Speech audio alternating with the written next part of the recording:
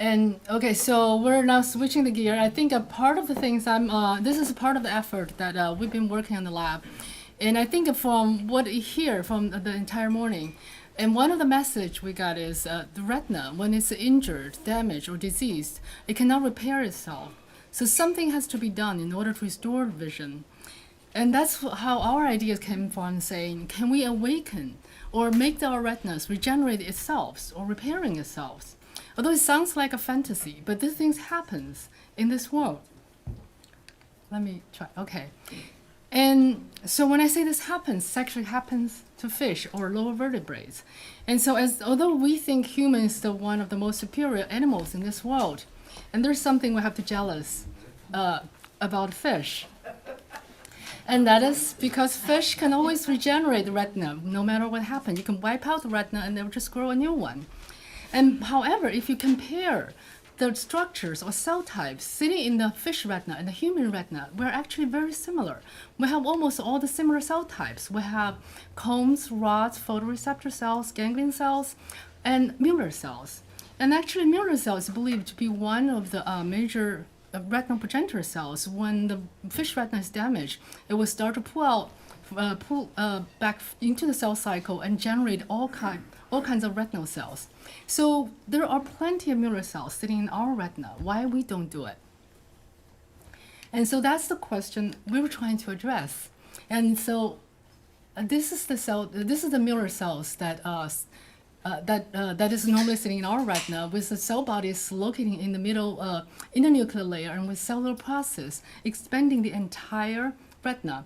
And normally it's thought the cells are maintaining functioning by maintaining a retinal function, a normal neuronal environment. And actually, more and more recent studies suggesting that these cells, even in the mammals, also displays molecular similarity with retinal progenitor cells. And there are actually, we as one of the few, the first labs demonstrating these cells, even in mammals, like from mouse, also have the capacity to divide, re-enter the cell cycle, and even generate all different type of retinal cells. So I'm going to quickly show you just 2 slides and about evidence. We're showing that the normal retina, as you have heard in this morning, if you inject the BRD, you try to label the proliferating cells, the normal retina doesn't have, you almost could not find any proliferating cells.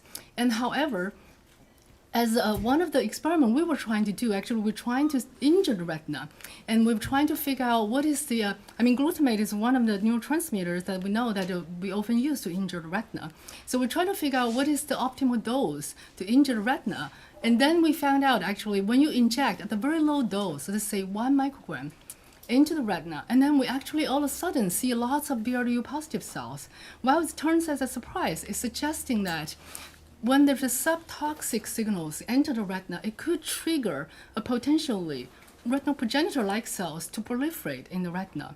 And this proliferating cells, as when we further examine the study and actually demonstrate they are Mueller cells, because they express the Mueller cell marker at the first 24 hours. Although after a while, they will lose this progenitor cell marker and turn into differentiated retinal cell markers. And second, we also used another chemical called alpha aminoadipate, which is the glutamate analog. And however, it's bind primarily to Mueller cells rather than neurons. And you can see that it actually exerts even better, more effective effect in inducing Mueller cell proliferation. So further showing that this is really Mueller cells that are undergoing differentiation, re-enter the cell cycle and undergoing regenerative potential. So if we pull out these Mueller cells, proliferating Mueller cells, and put them in culture, they actually can differentiate into all kinds of retinal cells. Primarily, there will be GFAP, probably over 50% of cells will become GFAP positive glial cells. And however, you can also find beta-3 tubulin positive neurons, amacrine cells, syntaxin positive, and bipolar cells, PKC alpha positive, or recovering, which is a photoreceptor cell. They're not only differentiating to these cell types and express their corresponding markers, they show the morphology just look like those cells.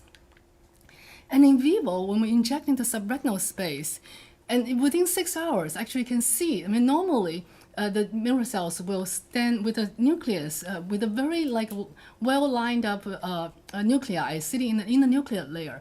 And however, after we inject the a glutamate or alpha amino adipate into the subretinal space, which is located somewhere around this or here on the down levels. And you can see that this in the nuclear nuclei actually moved out of that band and entered the outer nuclear layer. This is within 6 hours and 10 hours. If you wait a little bit longer, or even 3 days, actually you can see they differentiate and express the photoreceptor cell marker. So I'm just using those two slides and telling you that Mueller cells in mammals, in mouse, does have the capacity to pulling out from this back to the cell cycle and differentiate. And so why in humans we normally don't get our retina to regenerate? And so by asking this question, a couple of years ago, we were using the brain as a model because it's basically a similar model as the retinal neurons. And then we found out that in the brain, in the brain, there are two factors actually have been found to widely express in this non-neurogenic brain area, which is called afferent A2 and A3. And actually, the expression of the two molecules prevented the neural stem cells, even sitting in the other parts of the brain, from re-enter the cell cycle and regenerate or undergo neurogenesis. So our question is, does this happen in the retina?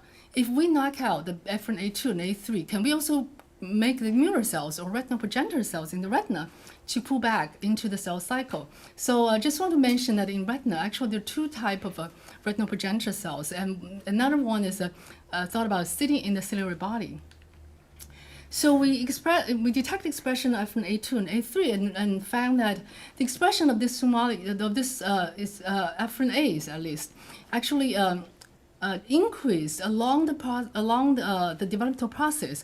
It basically inversely correlated with the retinogenesis in the developing retina, suggesting that the upregulation of these molecules probably preventing the proliferation and retinogenesis.